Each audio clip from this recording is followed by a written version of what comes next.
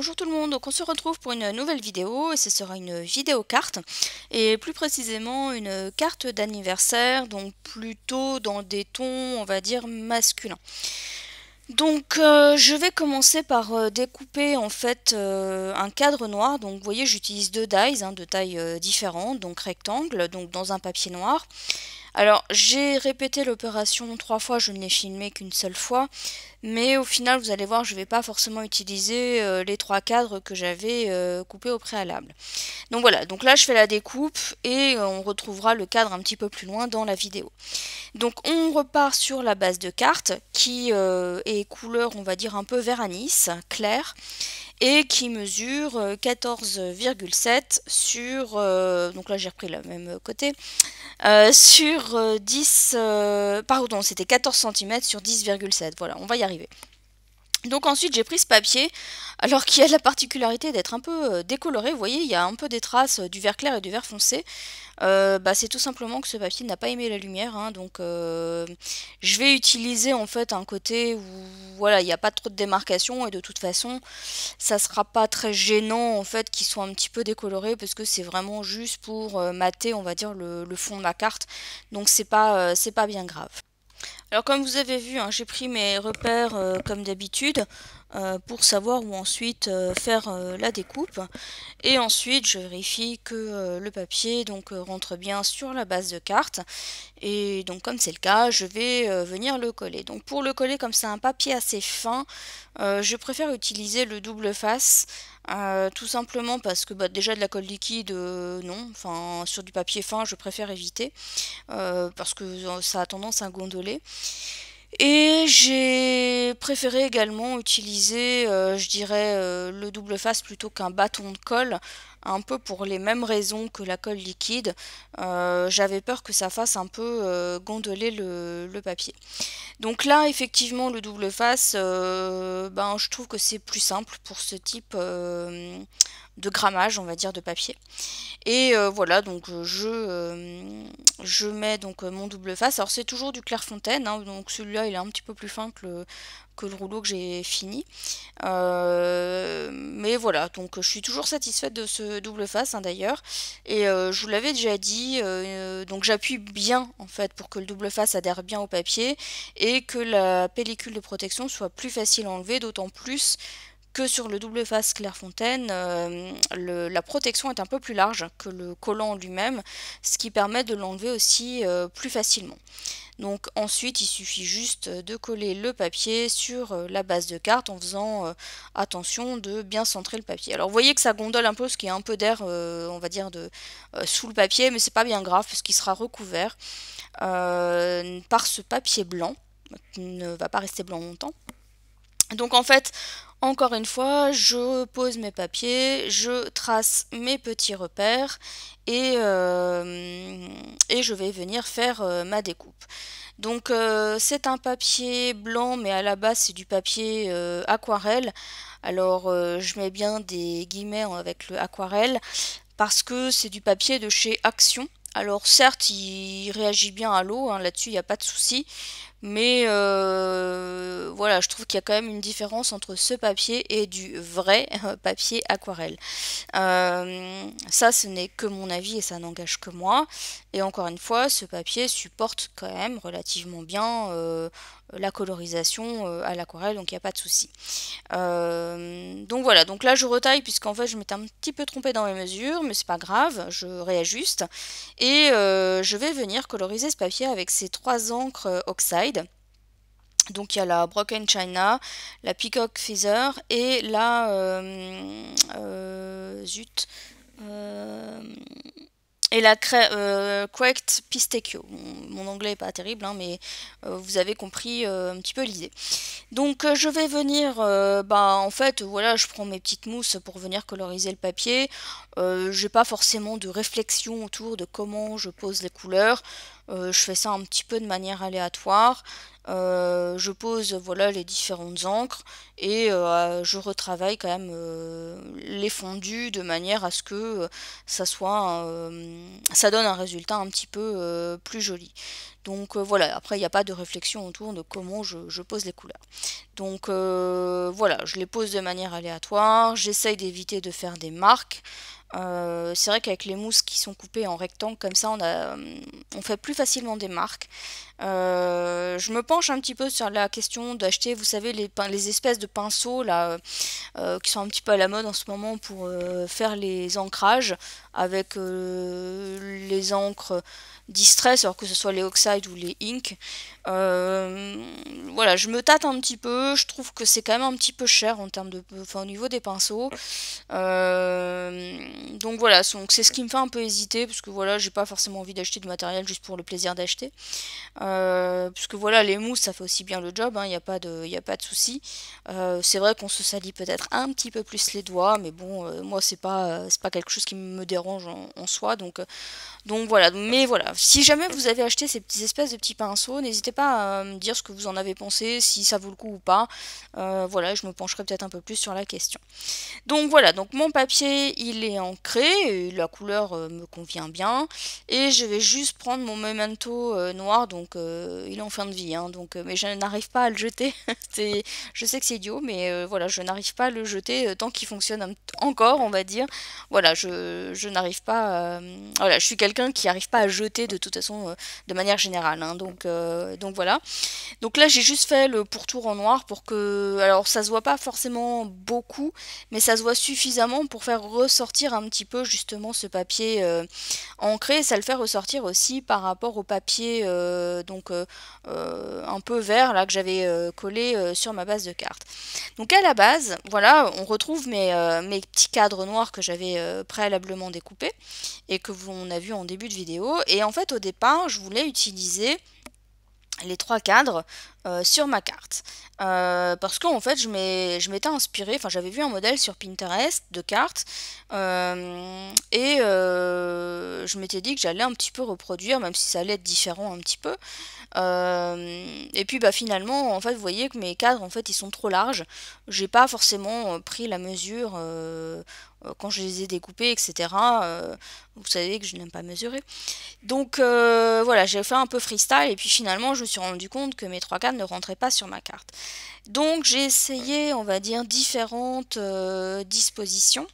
C'est aussi pour ça que je vous ai pas mis le modèle de base sur lequel en fait, j'avais pris mon idée, tout simplement parce qu'en fait ma carte finale n'a plus rien à voir avec le modèle de base, donc c'était trop éloigné pour que je vous le mette.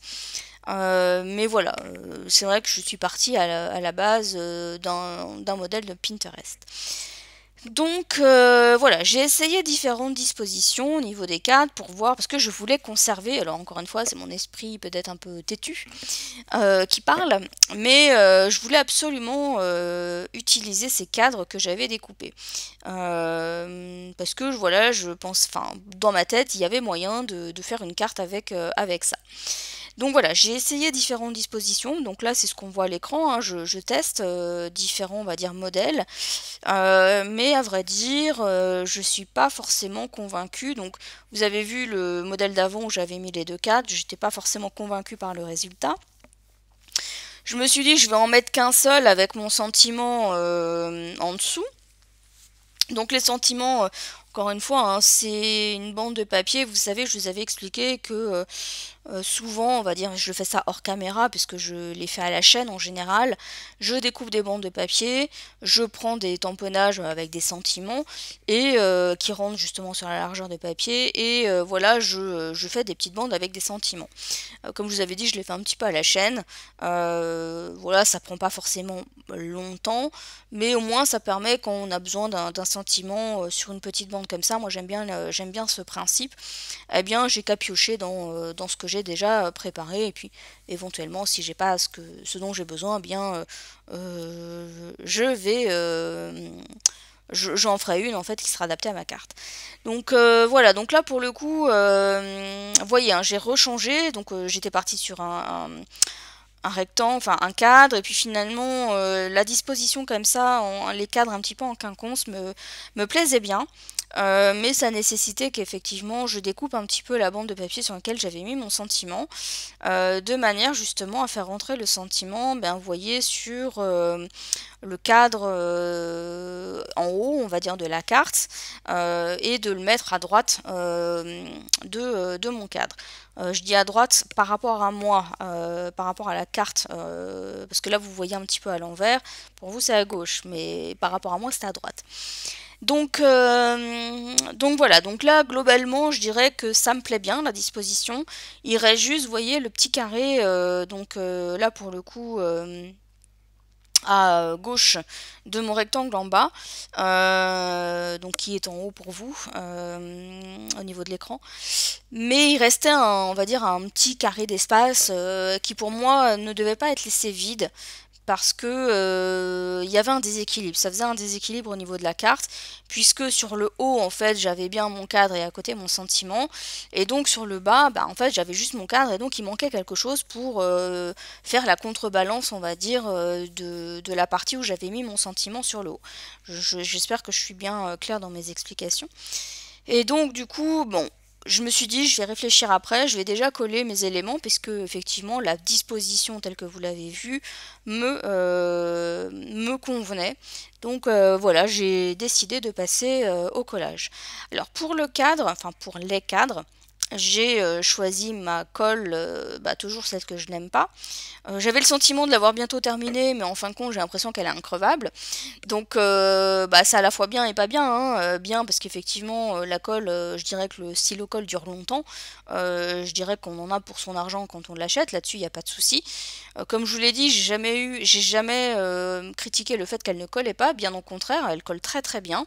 C'est juste le débit de la colle qui est pénible à gérer, et ça déborde assez facilement. Donc voilà, donc c'est pour ça que j'ai quand même hâte de le terminer, ce stylo colle, puisque c'est un petit peu voilà, le défaut que moi je lui trouve, c'est que on peut pas régler le débit de colle et en même temps ça déborde. Donc voilà, c'est je dirais deux choses qui font que je n'aime pas cette colle, enfin ce stylo colle. Donc voilà, vous voyez, je colle mes cadres et puis j'utilise mon plioir pour bien appuyer, pour que effectivement ça adhère bien et que les cadres se collent bien, on va dire.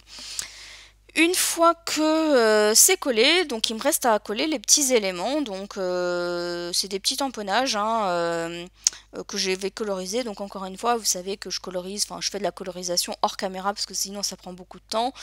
Là pour le coup c'était des tamponnages low faune. La thématique c'était les chats, il doit y avoir un nom spécifique à la planche, mais je me souviens plus très bien, ça fait très longtemps que je l'ai. Et j'avais acheté les dies qui étaient associés également à ces tamponnages, et je les avais colorisés tout simplement avec mes crayons de couleur aquarelle. Donc voilà. Et j'ai rajouté, donc vous voyez, j'ai mis les deux chats, et j'ai mis des petits éléments. Donc sur le cadre du bas j'ai rajouté des petits cadeaux. Donc là c'est les petits cadeaux, hein, que vous m'aviez vu coloriser il y a quelque temps pour une autre carte d'anniversaire. Et là tous les éléments je vais les coller avec de la mousse 3D. Donc j'ai repris mes petits carrés de mousse. Bon, je les utilise parce que j'aime pas gâcher et que j'aime pas encore une fois jeter quand c'est encore exploitable. Mais je vous avouerai que, je vais pas dire qu'ils sont en fin de vie, mais comme ça fait très longtemps que je les ai, en fait, la colle elle a tendance un petit peu à sécher. Et donc du coup, les carrés de mousse, bien, ils collent plus forcément très très bien. Alors il y en a certains, ils sont nickel, et d'autres où il y a une face qui colle et une face qui ne colle plus. Et la face qui ne colle plus, et bien effectivement, il faut rajouter de la colle dessus si on veut que ça adhère. Donc ça c'est le côté un petit peu, peut-être un peu pénible. Juste, je ne l'ai pas précisé, mais la boîte de conserve avec la petite bougie que je viens de coller, elle provient également de la planche de tampon Lophone, hein, donc voilà. Et voilà, je colle tout en 3D, c'était juste pour donner un petit peu de dimension à ma carte. J'ai hésité en fait, est-ce que je colle en 3D le cadre ou les petits éléments. Et puis finalement, je trouvais que les petits éléments, ça, voilà, ça faisait plus sympa. C'est vrai qu'on a plutôt tendance peut-être à mettre en relief un cadre. Et je voulais prendre un peu le contre-pied de ça et plutôt de faire ressortir les éléments à l'intérieur. Comme si c'était, vous savez, des tableaux 3D en fait. Donc voilà, ensuite je vais venir coller mon sentiment et puis la petite souris qui provient de la même planche de tampon hein, que mes petits chats. Et sur le sentiment, je vais juste rajouter un double trait en fait, mais je fais pas sur la totalité du rectangle, je le fais juste entre guillemets sur une moitié, je fais juste sur une hauteur et sur une largeur, voilà. Et ensuite, voilà, je vais venir coller mon titre. Donc là pour le titre, je vais utiliser également ma colle, la colle que je n'aime pas. Et pour être sûr que je colle droit, bien je m'aide de ma règle en T. Donc vous voyez, hein, c'est aussi pour ça que je l'avais acheté principalement, c'était pour pouvoir justement coller ce genre d'étiquette bien droit. Parce que j'ai tendance à ne pas coller droit ce genre de petits rectangles on va dire, donc là la règle en T eh bien, elle est bien pratique pour ce genre de choses entre autres. Donc voilà, donc là je teste un petit peu la disposition, celle qui me convient le mieux. Une fois que j'ai ce que j'ai, voilà, le résultat me convienne, hop, je pose la colle et je vais venir coller le reste de mon sentiment sur ma carte. Donc voilà, le sentiment provient également de la même planche de tampon, hein, l'Ophone, et c'est un jeu de mots en fait, hein, au lieu que ça soit Happy Birthday, c'est Happy Birthday, lié, je dirais, au vocabulaire du chat en fait. Donc voilà, et puis ensuite j'ai collé ma petite souris. Je l'ai collée aussi parce que j'avais fait une petite trace, alors c'était pas forcément très perceptible, mais il y avait une petite trace noire que je n'aimais pas sur mon fond, donc voilà, la petite souris me permettait de camoufler. Et puis comme je vous ai dit, j'avais besoin de contrebalancer justement cette espèce d'espace qui restait vide. Et alors je l'ai fait hors caméra parce que j'étais pas forcément sûre de conserver l'idée. J'ai posé des sequins dans les tonalités un peu bleu, un peu vert, un peu argenté. Et voilà, puis je trouvais que le résultat était sympa. Donc du coup j'ai gardé l'idée et puis ensuite je viens coller. Alors pour coller, vous avez vu, je mets un petit peu de colle sur mon plan de travail. Donc c'est de la colle liquide. Et ensuite je viens avec mon Pick Me Up, je viens juste tremper l'arrière de mon sequin sur la colle. Et ensuite je viens coller donc le sequin, donc toujours avec mon Pick Me Up sur ma carte. Donc voilà, donc c'est juste un coup à apprendre et je dirais que le Pick Me Up c'est quand même un outil qui est hyper pratique pour coller ce genre d'éléments. Ça clairement ça change la vie, hein. Si vous n'en avez pas, en tout cas sachez que ça reste un très bon investissement.